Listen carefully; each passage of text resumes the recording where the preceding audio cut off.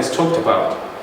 Frederick Cooper, the historian, said, and he observed that decolonization turned empires into nation states.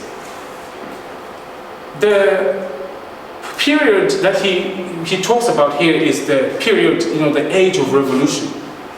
Nation states are relatively new phenomena.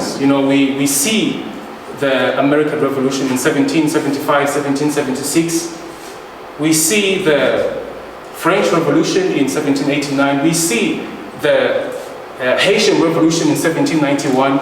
And I would also like to add the Irish Rebellion in 1798. They saw what the Americans had done, and they wanted to develop a nation state of themselves. So we are talking about this period of nation state building. Nation states are new, as I've said, and previously, what had dominated the world was empire.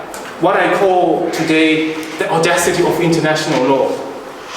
I want you to reflect on that idea of making, or the idea of deeming colonization legal.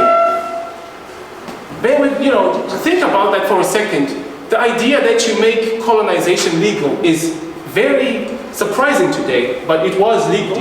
Think about the decolonization period for a second, and think about how Britain, the colonial power, presided over the decolonization process, the constitutional process at the Lancaster House Agreement.